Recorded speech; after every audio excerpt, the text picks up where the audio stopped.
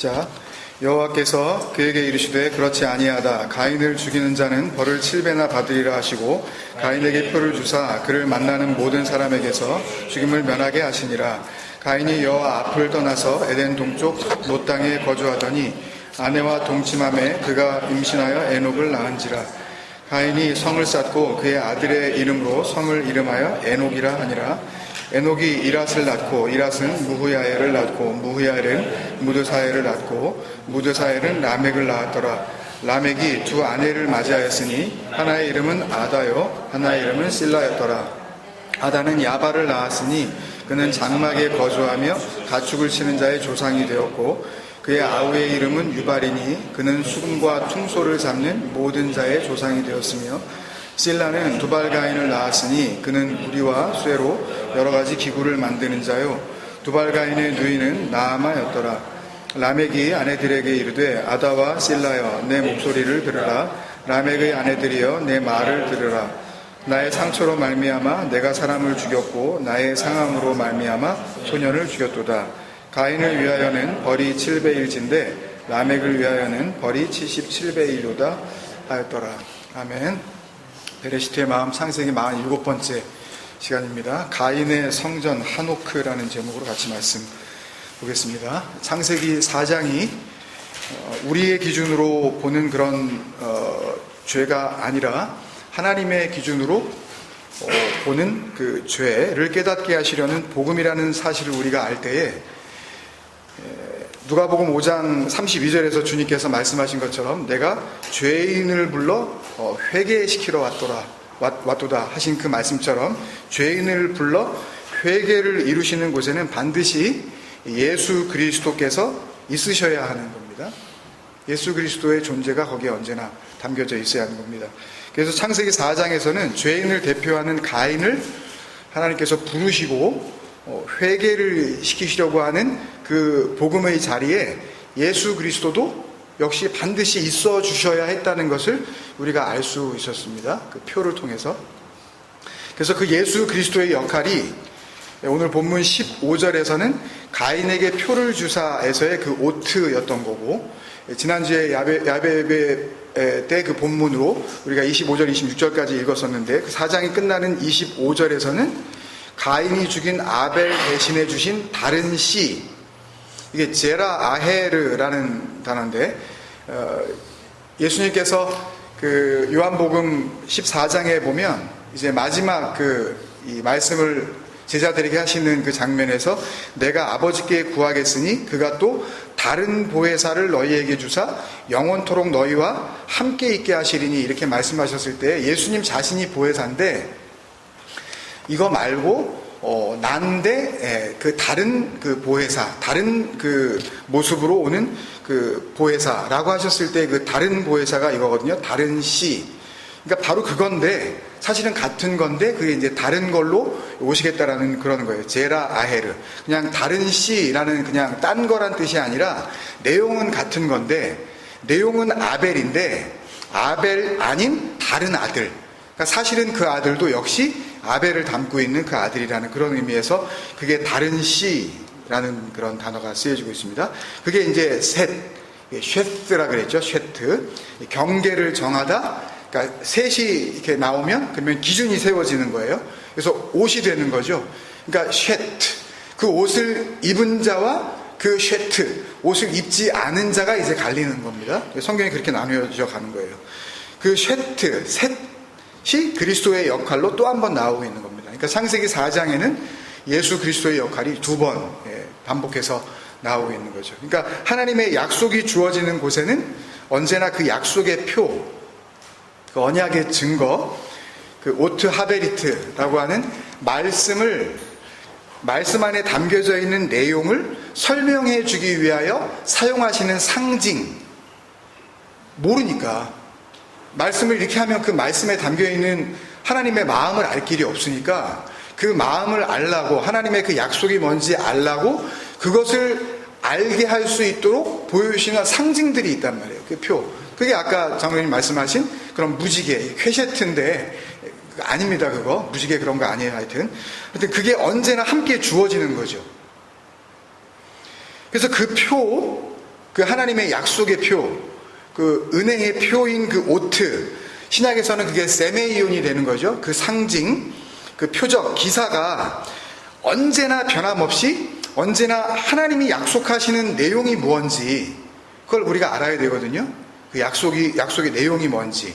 모르면 엉뚱한 걸 이제 약속인 줄 알고 그걸 붙잡아 버리기 때문에요. 그래서 그 약속의 내용이 뭔지를 담고 있는 동시에 심판과 은혜의 기준이 되어버려요. 그 자체가. 그 표를 그대로 품고 있느냐 아니면 그 표를 알지 못하고 그냥 그 표를 받아들이지 못하느냐에 따라서 그 은혜와 심판의 기준이 되어진다는 말씀입니다. 예를 들면 지난주에 나누었던 그 오병이어 이야기에서 예수님이 이렇게 띄어서 나눠주셨던 그 보리떡이 표적, 그 표, 이게 약속이야 라고 이렇게 말씀하신 뜻이 뭐냐 하면 그들이 이렇게 입으로 씹어서 목으로 삼킨 그 떡이 하나님의 약속과 함께 동시에 하나님의 은혜와 심판을 둘 다 포함하고 있었다는 뜻이죠. 무슨 말씀인지 아시겠어요? 그 떡이 누구에게는 그냥 떡으로 다가와서 그 떡 달라고 또 다가오는 사람이 있는가 하면 모든 사람이 그 떡이 그 떡인 줄만 알고 찾아 나서려고 하지 그 떡 안에 담겨져 있는 약속으로서의 표를 보지 못했잖아요. 그러면 그게 심판이란 말입니다. 그 자체로. 그래서 주님께서 그 다음 구절에 썩을 양식을 위하여 일하지 말고 영생하도록 있는 양식을 위하여 하라라는 말씀을 하셨잖아요. 그리고 나서 그걸 또 못 알아들을까봐 이걸 계속 설명하셔요. 반복적으로. 요한복음 6장을 이렇게 읽어보시면 이 여러 번 이 표적, 이 약속의 표로 주시는 이 보리떡이죠. 여기에 담겨져 있는 하나님의 약속이 뭔지 그리고 이 표적에 의하여, 이 약속에 의하여 결정되어지는 하나님의 심판과 은혜가 뭔지 계속해서 반복적으로 알려주고 계셔요. 그 하나님의 약속의 내용이 뭐죠? 그냥 뭐 요한복음 6장 안 읽어봐도 우리가 아는 거지만 하나님의 생명을 우리에게 주시는 거예요. 그게 교회 다니는 이유여야 하고 교회가 그걸 가르쳐줘야 돼요. 그 생명의 길을. 오늘 이거 뒤에 화면이 바뀌었는데 참 이것도 참 좋네요. 이렇게 왼쪽에 여러분들이 보실 때 오른쪽은 그 빌딩들 쫙 있고 뭐 이랬는데 그쪽으로 안 가고 싹 돌아버려요. 그쪽으로 안 가고. 예. 가만 보다 보니까 구름이 떴는데 거기에 뭐 이렇게 하트가 있더라고요. 그래가지고 저거 또 예. 나름 의미가 있는 그런 또 뒷배경이 걸려서 참 마음이 좋았습니다. 그러니까 하나님의 약속의 내용이 뭐냐면 생명을 주시는 거란 말이에요. 그러니까 하나님께서 우리에게 생명을 주시겠다고 하는 이야기는 결국 뭐예요? 니네가 가지고 있는 그 육적 생명은 생명이 아니라는 거죠. 그건 생명이 아니니까 참된 생명이 있다는 것을 알라고 참된 떡 너희들이 안 먹으면 죽잖아요. 안 먹고 사실 수 있는 분 있어요? 뭐 맥시멈 뭐 이렇게 뭐 금식기도원 가가지고 한 40일 이렇게 하고 뭐 어떤 분이 심지어 물도 안 먹고 그래가지고 이렇게 위장 협착 일어나서 뭐 죽고 뭐 그러시고 그러면 하나님이 그거 기뻐 받으시고 뭐 금식하다가 죽었으니 할렐루야. 그런데 그건 참 불쌍한 짓이에요. 그건 먹는 거예요. 먹는 거고, 뭐, 물론 약간 이렇게 좀 살을 빼야 되고, 뭐 어떤 그런 뭐 치료 목적으로 이렇게 뭐 다이어트 하는 거 이런 건 모르지만, 그 자체를 가지고 하나님이 뭐 어떻게, 뭐 너 밥을 굶냐? 뭐 그런 거 가지고 기도가 이루어지고 안 이루어지고 그런 거 아니란 말입니다. 그런 금식을 요구하시지도 않았고, 그런 기도를 요구하시지도 않았잖아요. 그죠? 그러니까 그런 면에서 참된 양식이 있다는 거, 참된 그 생명이 있다는 거 그거를 좀 알라고 그 떡을 띄워주시면서 참된 떡을 보여주시기 위해서 그 떡을 주셨으니까 그 떡은 뭐예요? 그건 가짜잖아요. 근데 그 떡 달라고 덤비면 어떡하냔 말이에요. 교회 와서 뭐 문제를 해결해 달라 그러고 뭐가 좀 잘 되게 해달라 그러고 그거는 서로가 속는 거란 말이에요. 그건요. 그런 건 교회 살 짓이 아닙니다. 그건요. 그 가짜 떡이 그 오병이어가 그게 표적이었다는 거죠. 참된 떡이 있다는 거, 정말 먹어야 되는 게 있다는 거. 그래서 요한복음 그 말씀 쭉 보면 계속해서 그 약속의 내용이 뭔지를 알려주고 계신데 아주 그냥 한 절의 말씀으로 이렇게 정리해서 주님께서 말씀해 주시는데요. 그 내용이 나와 있는 그 말씀이 32절, 33절에 있는데 32절부터 조금 보면 이렇게 말씀을 하십니다. 32절 중간쯤부터 보면 내 아버지께서 너희에게 하늘로부터 참떡을 주시나니. 근데 이건 먹을 수도 없는 거 아니에요. 근데 그 떡은 예수 그리스도를 설명하는 그거잖아요. 그죠? 그러니까 이거 못 알아듣는단 말이에요, 이거요. 떡을 띄워놔주고서 하나님께서 참떡을 주신다고 그러고 이게 어떻게 연결이 되냔 말이에요, 이게요. 안 된단 말이에요, 이게요. 그리고 나서 하나님의 떡은 또 그러셔요. 그러니까 이 떡은 그 참떡이라는 이야기죠. 알아보지를 못하는 그 떡, 그 참떡은 하늘에서 내려 세상에 생명을 주는 것 그러시네요. 그죠? 그래 놓고 나중에 48절 뒤에 가보면 내가 뭐라 그러셔요, 주님이? 내가 생명의 떡이다. 그렇게 그냥 노골적으로 얘기해 버리셔요. 단도직입적으로. 그거 먹으란 얘기 아니에요. 그래가지고 초기 기독교에 그런 얘기가 실제로 있었대잖아요. 서로 살을 이렇게 띄워 먹고 그런 다음에 빵 띄워 먹고 이렇게 그 포도주를 예수님의 피다 이러면서 먹으니까 저거 식인종들이다 그랬다는 이야기들이 있잖아요. 살 떼 먹는 저 종족이라고, 저 종교가. 보세요, 여러분. 다들 그 오병이어 먹고 그 떡 먹고 잘 먹고 잘 살았어요. 유대인들이. 근데 잘 살고 있는데 또 다른 생명을 주셔야 하는 거라면 다른 떡을 먹어야 그 하늘에서 오는 그 생명을 우리가 받아 누리는 거라면 그러면 이 생명도 생명이 아니고 우리가 씹어 먹는 그 양식도 양식이 아니며 살리고 있지만 그건 진정한 양식이 아니며 그 참떡을 먹기 전까지의 내가 살았다고 하는 이 생명은 뭐예요? 이거 생명 아니란 얘기예요, 이거. 그걸 좀 아시라고요. 말씀은 계속 그걸 이야기하는 거예요. 그 떡 먹기 전까지는 너희 산 거 아니라고. 이게 떡에 담긴 하나님의 약속이에요. 근데 이런 말씀들을 계속 하셨어요, 주님께서. 6장 내내. 그때 반응이 어때요? 이런 반응들이 이제 보통 많이 나오는데 같은 장에 이 6장에 두 군데 말씀을 한번 보면 이들이 어떻게 반응하는지 알 수가 있습니다. 59절, 60절하고 66절. 먼저 59절, 60절 볼게요. 이 말씀은 지금 이렇게 쭉 해오시는 이 말씀은 예수께서 가버나움 회당에서 가르치실 때에 하셨느니라. 제자 중 여럿이 듣고 말하되, 12제자뿐만이 아니라 예수님을 따라다니는 사람들은 다 그냥 제자라 그러고 따라다닌 것 같아요. 이 말씀은 어렵도다. 누가 들을 수 있느냐 한데, 이 어렵도다가 스클레로스라는 단어인데요. 이거는 단순히 그냥 he's saying it's so hard, 그냥 말하는 게 너무 어려워, difficult 이런 뜻이 아닙니다, 이건요. 이 스클레로스는요, 이거 너무 잔인한데? 그런 뜻이에요. 너무 harsh한데? 저 말하는 게? 시리어하다는 그런 뜻이에요. 너무 냉정한데? 너무 가혹해. 너무 심하구만. 그런 뜻이에요. 말이 너무 심한 거 아니야? 그런 뜻이라고 이게요. 무슨 말이 어려워서 못 알아듣겠는데 그게 아니라 무슨 얘기인지 알아요, 지금 그들이. 근데 그거 못 받아들이겠다는 거예요. 기분 나빠서. 언짢다는 거예요, 지금요. 저게 하나님의 약속이야. 그러면서 기분 나빠하는 거예요. 지금 거슬리다는 거예요. 저거 누가 듣겠냐는 거예요, 그거를. 그런 설교 누가 듣겠냐는 거죠. 66절 보세요. 또 한 군데. 그때부터 그의 제자 중에 많은 사람이 떠나가고 아페르코마이. 관계 끝이에요, 그냥. 그런 말씀 더 이상 듣고 싶지도 않다는 거예요. 이 아페르코마이라는 단어가 떠나가다라는 그런 뜻이 있지만 그냥 사망이라는 뜻이에요. 그냥 죽었다 그런 뜻이에요. 그러니까 그 진리가 설명되어지는 그거를 내가 받아들이지 못하면 그러면 저거 말도 안 되네? 저딴 설교를 하고 있어. 그리고 내가 언짢아 하면서 그러면서 그 자리를 떠나버린다니까요. 꼭 몸이 떠나는 게 아니라 마음으로도 듣고 싶어지지 않는 거예요. 예나 지금이나 똑같아요.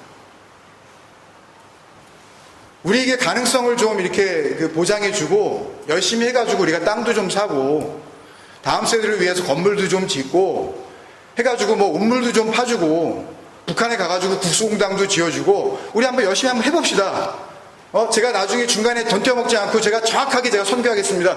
그러면 다들 신나한다고요. 그러면 그거에 건강하다 그래요, 다들. 박수 쳐주고 신문에 안 되니까요? 그게 구원의 길이냐고요. 그거 하면 안 된다는 이야기가 아니라 왜 진리의 터전인 이곳에서 그런 걸 요구하고 그런 거에 마음을 뺏기게 만들어야 되냔 말이에요. 하면 좋지만 그거는 안 해도 상관이 없는 거예요. 그거하고 성경과 하나님의 약속과는 아무런 연관이 없단 말입니다. 근데 교회에서 전부 그거 하잖아요. 그 가능성 부추기는 그 일을.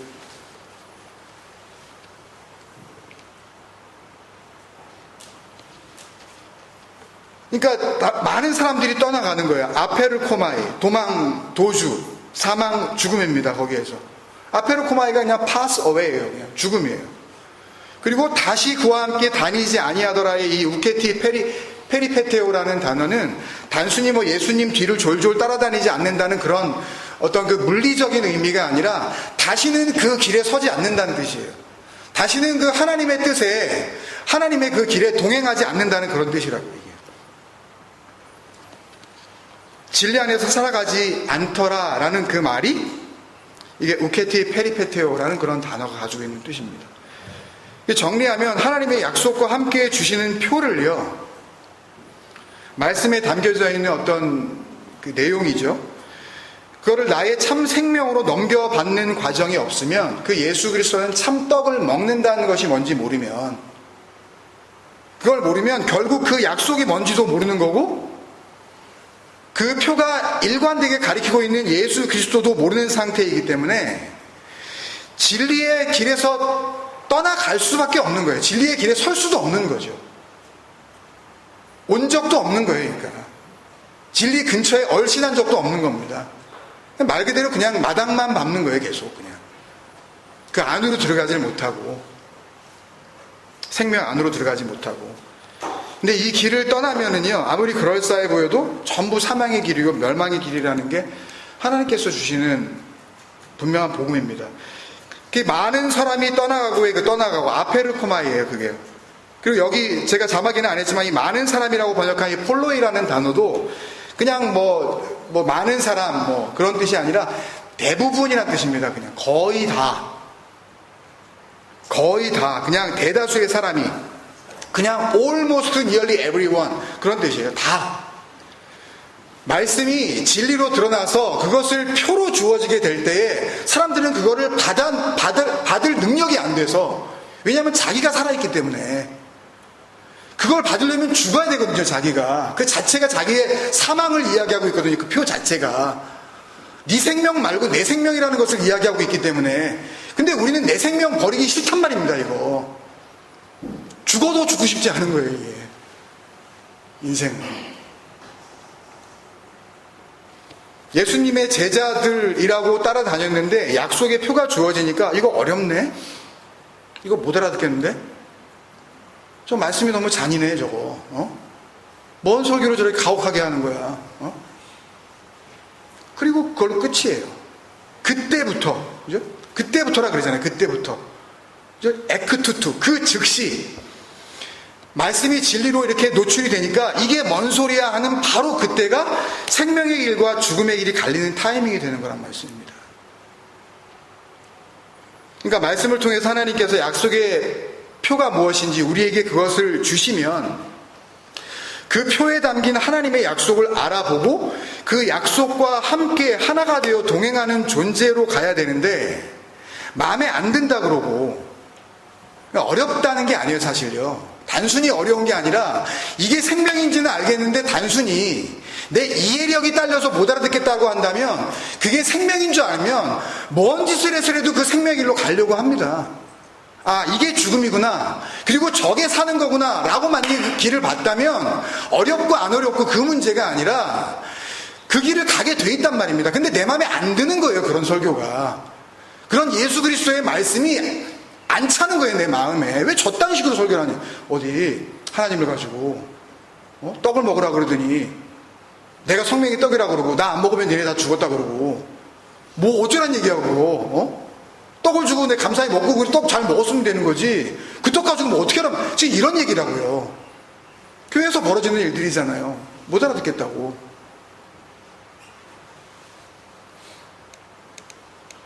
거기에서 떠나게 되면 그게 하나님의 언약 밖에 있는 거란 말입니다. 하나님과 아무런 상관이 없는 거예요. 하나님의 생명을 그대로 넘겨받는 그 영원한 구원과 한량없으신 그 은혜와는 아무런 상관도 없는 자로 살아가는 거죠. 자기 은혜예요, 그냥. 자기 마음이 조금 뭉클해지면 은혜 받았다고 그러고, 자기가 지금 고민하고 있던 어떤 문제에 대해서 뭔가 좀 이렇게 좀 그 위로를 주는 말을 들으면, 그러면 내가 마음이 평안해졌다고 그러고. 전부 자기예요, 전부 자기. 기도도 자기를 위해서, 은혜도 나 때문에. 교회를 나오는 이유도 그거죠. 내 평안, 내 안식, 내 만족. 나를 좀 어떻게 해달라고. 못 버린다니까요, 그걸요. 그래서 성경은 계속 우리에게 죽음을 이야기하고 있는 거예요. 복음을 이야기하는 동시에.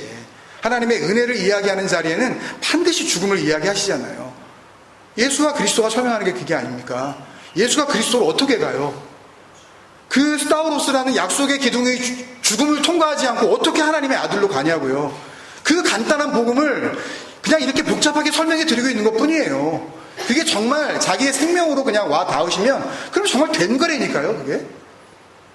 굳이 이렇게 헬라어, 히브리어 이런 거 모르셔도 돼요, 진짜로.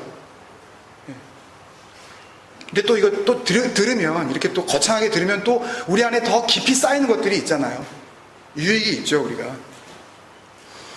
그러니까 글로 가면 안 돼요. 마음에 안 든다고 그걸 포기하는 그 방향으로 가면 안 된다고요. 약속이 담긴 성경을 손에 들고 다 계시면서 그쪽으로 가시면 안 된다고요. 근데 가인이 그 길로 간 거예요. 하나님이 하나님의 약속이 담긴 표를 주시면 그 표가 의미하는 길로 하나님과의 동행이 이루어져야 되는데 떠나버리네요. 하나님 앞을 떠나버려요. 예수님이 영생하는 떡을 의미하는 오병이어라는 표를 유대인들에게 주면 그 표가 의미하는 그 예수 그리스도와 함께 하나가 되는 그 동행이 이루어졌어야 되는데 오히려 바로 그때부터 그 표가 주어지자 가는 길이 갈려버려요. 하나님이 임마누엘, 그 예수 그리스도, 우리의 죄를 해결하시는 그 예수로 오시는 그 표를 가인에게 주자 가인이 하나님을 떠나버리는 거예요. 그게 16절이에요. 가인이 여호와 앞을 떠나서 여호와의 얼굴을 떠나버리는 거예요. 와예체 가인 밀리베떼 예호바. 여호와 얼굴하고 이제 상관없는 자로 살아가는 거예요. 에덴 동쪽 노 땅에 거주하더니. 이 떠나서의 히브리어 동사가 야차인데요. 아까 요한복음 6장의 그 아페로코마이하고 같은 단어예요, 이게. 떠나고, 사망, 그런 의미라고요. 하나님의 뜻이 나의 뜻이 되어 한 몸을 이루는 동행이 이루어져야 되는데 그 삶 가운데 그 하나님 앞에서 야차, 분리가 이루어지는 거예요. 표를 받고. 하나님의 뜻은 하나님의 뜻, 내 뜻은 내 뜻. 그거를 같이 어떻게 이거를 하나를 못하는 거예요. 내 뜻을 버릴 수가 없기 때문에. 내 뜻은 뜻이 아닌데 그건요.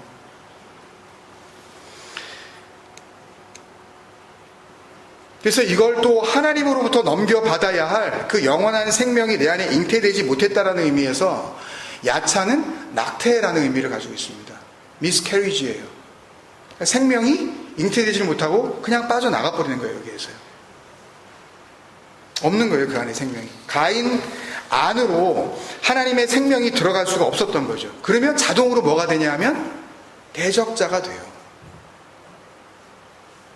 하나님 앞에 살아간다고요. 하나님을 마주 보면서 하나님을 상대할 수밖에 없는 하나님의 반대편, 하나님의 건너편에 있는 자가 되는 거라고요. 그걸 에덴 동쪽이라 그래요. 이 키드마트 에덴이라는 단어, 에덴이라는 것은 뭐 우리가 창세기 2장 할 때 여러 번 했으니까요. 하나님이 기뻐하시는 그 성전으로서의 그 의미를 가지고 있다는 거 우리가 여러 번 했으니까 기억을 하실 테고요. 여기 동쪽에 살았다 그러죠. 에덴 동쪽. 동쪽은 키드마라는 단어인데요. 이 키드마는 케뎀에서 왔어요. 같은 단어예요. 키드마나 케뎀이나. 히브리어는 여러 번 말씀드렸지만 모음이 없기 때문에 자음만 있다 그랬잖아요. 그래서 자음이 같으면 뜻이 연결이 돼 있어요. 키드마나 케뎀이 같은 말이에요. 케뎀은 건너편이란 뜻이에요. 내가 있는 쪽에서 건너편이 동쪽이에요. 그들에게 있어서는. 내가 있는 편에서 맞은편, 내 앞쪽, the front, the opposite. 이게 동쪽이라고 그런다고요, 그들이요. 키드마. 그러니까 에덴의 동쪽이라는 의미는 하나님이 기뻐하시는 그 성전으로서의 그곳이 아닌 그 건너편, 그 에덴이 아닌 하나님의 집의 반대편이라는 의미에서 하나님과 분리된 상태, 하나님의 생명에서 완전히 떨어져 나간 상태, 유산된 상태, 낙퇴된 상태, 그런 표현이에요. 그 뒤에 나오는 노 땅에 거주하더니도 마찬가지예요. 놀랍게도. 이러면 성경을 어떻게 읽겠냐 그러시지만 그래요, 뜻이. 그럼 이렇게 안 읽으면 뭐 어떻게 읽겠어요, 이거를? 문자대로 그대로 읽으면. 에덴 동쪽으로 그러면 찾아 나설 거 아니에요, 또. 에덴이 있댄다. 뭐 동쪽에 가인이 가가지고 성을 쌓았댄다. 그러면서 또 성 흔적을 찾을 거 아니에요. 그럼 찾으면 뭐 할 거예요, 그거? 그 유적을 찾으면 뭐 할 거냐고요. 그 사람이 그 당시에 몇천 년 전에 거기 살았다는 걸 알면 뭐 할 거냐. 고고학적으로, 유적학적으로 그게 도움이 될지 모르지만 그걸 발견하는 것과 내 삶이 도대체 내 생명과 그 은혜와 약속이 무슨 연관이 있냐고요. 그 안에서 복음을 발견하지 못한다면 노 땅은 히브리어 단어 베레스 노드인데요. 이 노드, 우리말 놋이라고 이렇게 쓴 이 노드라는 단어 자체가 유리방황이에요. 땅에서 길을 찾지 못하는 상태예요. 그 이름이 원래 그랬는지 아니면 가인이 거길 가가지고 거기다 그 땅 이름을 붙였는지 그건 몰라요. 그렇지만 하나님은 성경을 통해서 그렇게 이야기하시는 거예요. 성을 쌓았는데 그 성을 쌓은 그 자리가 바로 유리방황이더라. 길을 못 찾는 거예요. 자기는 집을 지었는데 하늘이 있다는 것을 알라고 그 에레츠, 그 땅을 주셨는데 그 하늘 가는 길, 그 생명의 길을 땅에서 못 찾으니까 땅에서 사는 그 인생이 다인 줄 알고 거기다 성을 쌓아버려요. 그리고 그 땅에다가 소망을 둔 상태. 그게 노 땅에 거주하더니 야샤부예요. 그냥 유리방황하는 그 땅을 이곳이 내가 살 땅이지 야샤부. 이게 나의 영원한 거처야. 거기에 자리를 잡았다 그런 뜻이에요. 그 땅에 머물더라는 그런 말씀이라고. 여러분 그러니까 히브리어 단어로도 이게 9개밖에 안 되는 짧은 문장이거든요. 이 문장이. 근데 이 16절 말씀 가인이 여호와 앞을 떠나서 야차 에덴의 동쪽 그 키드마 노 땅에 거주하더니 그 에레츠 노드 이 야샤부, 이 한 절의 말씀은요, 하나님의 약속이 담긴 구원의 표를 은혜와 생명으로 받지를 못하는 그 역사 속의 모든 가인들의 인생이 어떠한지를 단적으로 알려주시는 심판의 메시지예요. 한 절로 아주 꽉 차 있어요, 그게. 어떻게 살아갈지.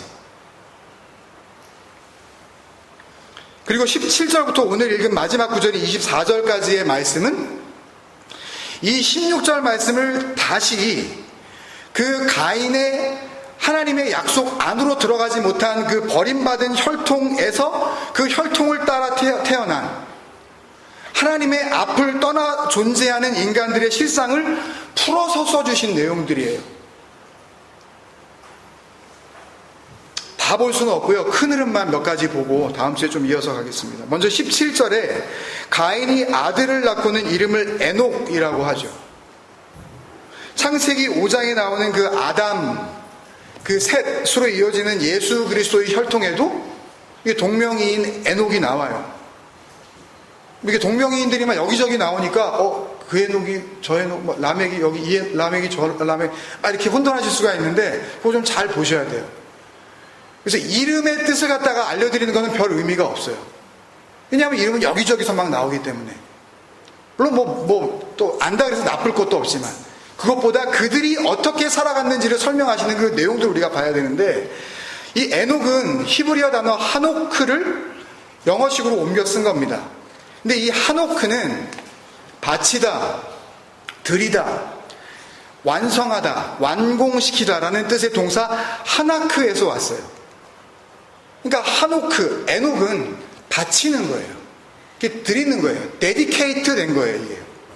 그러니까 예를 들면 열왕기상 8장과 여러분들이 잘 아시는 역대하 7장에 보면 이스라엘의 그 임금 솔로몬이 하나님의 성전 건축을 다 마치고 나서 예루살렘에 있는 모든 백성들을 불러 모아놓고 그 잘 지어진 성전을 하나님께 드리는, 하나님께 하나크하는 그 예식하는 그 예식 장면이 나오거든요.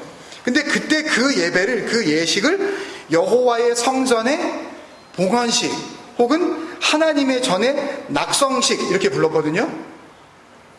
근데 그 봉헌식, 낙성식이 하나크예요. 하나크 바이트 예호바, 하나님의 집의 봉헌, 그런 뜻이라고요. 근데 가인은 성을 짓더니 그거를 하노크라고 이름을 붙이네요. 그리고 거기서 자기가 이게 내 자리야 라고 그리고 살아요. 그럼 무슨 뜻이에요? 자기가 하나님이라는 거죠. 자기에게 그 성을 바친다는 거죠. 자기가 자기를 섬기는 거예요. 여러분, 그러니까요, 하나님이 주시는 약속의 표를 깨닫지 못하는 자는 자기 인생을 자기를 위해서 살아요. 자기 육적 자기. 그 문제를 해결하기 위해서는 하나님도 팔 수 있어요. 교회도 옮길 수 있고. 얼마든지. 돈을 걸고서라도 그 문제를 해결하려고 하죠. 작정원금을 드리면 문제 해결된다 그러면 눈 한번 질끈 감고 손에 보는 셈 치고 반 속는 셈 치고 갖다 바치는 거예요. 누굴 위해서 하는 거예요? 그걸 부추기는 거예요. 이 세상 교회가, 이 세상 목사들이. 저도 뭐 별반 다를 거 없겠지만 그 약속의 표가 의미하는 하나님의 은혜를 생명으로 받으면 하나님과의 하나크, 자기에게 헌신하는 하나크가 아닌 하나님에게 하나크하는, 하나님과 하나가 되어지는, 하나님께 드려지는 그 완성이 이루어지는 거란 말이에요. 근데 자기에게 바치면, 성을 쌓으면 자기를 위해서 하나크하는 거라고요. 그게 나중에 창세기 5장에 나오는 또 다른 에녹의 모습이죠. 하나님과 하나가 된 하나크의 모습. 창세기 5장 24절도 앞당겨서 우리가 봐보면 에녹이 하나님과 동행하더니, 이게 할라크예요.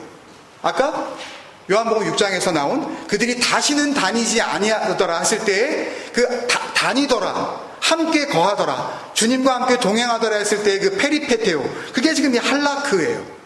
하나님과 함께하고 그 하나님의 약속 안에 있어서 그 은혜 안에 거하고, 에녹이 하나님과 동행하더니 하나님이 그를 데려가심으로, 라카흐라는 단어는 우리가 생각할 때 그냥 이 땅에서 그냥 확 데려가 버리셨대. 엘리야도 데려가셨고 2명 데려가셨는데 왜 데려가셨대? 그런 데려가심 아니에요. 이 데려가신다는 거는 결혼을 의미해요. 이 라카흐라는 단어는 하나님의 생명이 없는 그 에녹에게 하나님의 씨가, 하나님의 생명이, 그 하나님의 약속이 들어간 거, 그거를 이야기하는 거예요. 복음으로서, 은혜가 은혜로서 하나님의 그 영원한 생명이 그에게 들어간 상태, 그거를 라카흐라 그런다고요. 이게 결혼이에요. 라카흐가 한 몸을 이루다 하나님의 복을 받다라는 그런 뜻이에요. 그 다음에 뒤에 세상에 있지 아니하였더라, 이거는 완전히 의역이에요. 세상에라는 말은 있지도 않아요. 원문에 그냥 없다 이렇게 돼 있어요. 그냥 하나님이 데려가시고 그는 땅적 존재가 아니더라, 이런 뜻이라고요. 그냥 아인 이렇게만 돼 있어요. 살았다니까요. 뭘 데려가요? 이게 아닌데, 육신을 입고 하늘 날아가는 게 아닌데, 이거 갖고 어떻게 그렇게 마음에 드세요? 이게요? 저는 좀 달랐으면 좋겠어요. 하여튼 좀 이거 말고. 근데 가인과 에녹의 길은 이 창세기 5장의 이 에녹의 길이 아닌 거죠. 이름은 같은데 다른 에녹이란 말입니다. 다른 하노크란 말입니다. 에녹을 하나님이 데려가심으로 라고 했을 때 그 사용된 단어 라카흐가 오늘 본문 쭉 뒤에 보면 19절에 라멕이 두 아내를 맞이하였으니의 그 맞이하였습니다. 그게 라카흐예요. 그러니까 창세기 5장의 에녹은 하나님과 하나가 되는 그 은혜의 한몸됨, 그 참생명, 참떡을 먹고 살아난 그 한몸됨을 말하고 있는 거고요. 여기 창세기 4장의 라멕은 두 여자와 하나가 돼보려고 하는 그 멸망의 한몸됨을 그려내고 계신 거예요. 두 여자와 하나가 돼보려고 하는, 두 여자와 라카를 해보려고 하는. 그래서 결혼한 부부가 혹은 결혼할 부부가 하나님의 진리를 모른 채, 아예 뭐 하나님도 모른다면 뭐 말할 필요도 없고요, 하나님을 안다고 하면서 하나님의 진리를 모르고 하나님의 약속 안에 같이 있지 않으면 그 인간적 결혼을 통해서 사실은 하나님께서 우리에게 가르쳐 주시려고 하시는 것은 하나님과의 그 하나됨, 하나님과의 그 신부된 우리의 그 라카흐, 하나님과 동행하는 그 라카흐의 은혜를 주시려고 하는 건데 그게 없는 거죠. 같이 살아도 사는 게 아닙니다. 육적 부부의 관계는 이루었을지 모르지만 좋아서 죽고 못 살겠다는 그런 부부의 관계는 혹시 이룰지 모르지만 영혼과는 아무런 상관도 없는 관계예요. 들으시면서 굉장히 불편하실지 모르지만 사실이 그래요. 하나가 아닙니다. 자식을 낳는 것도 그래요. 내 새끼도 그렇다고요. 그 내 새끼가 정말 내 진정한 내 새끼가 되려면, 우리가 생각하는 그 내 새끼가 되면 안 된단 말입니다. 오늘 본문에만 해도 에녹이 이랏을 낳고 이랏은 무야엘을 낳고 뭐 누가 누구를 낳고 이거 뭐 이렇게 재미도 없는 거. 이 얄라드라는 동사가 7번이나 나오는데요, 그게 전부 하나님과는 전혀 상관없는 지극히 인간적이고 동물적인 자기의 욕정에 의하여 그냥 자기 힘으로, 자기 힘을 의지한 출산으로 지금 평가되어지고 있어요. 이게 무슨 소리인지 말씀을 정리하면서 알려드릴게요. 이걸 알기 위해서는 간단한 히브리어 동사 구조 한 가지를 말씀을 안 드릴래야 안 드릴 수가 없는데요, 조금 지치시더라도 조금 귀를 기울여 주셨으면 좋겠습니다.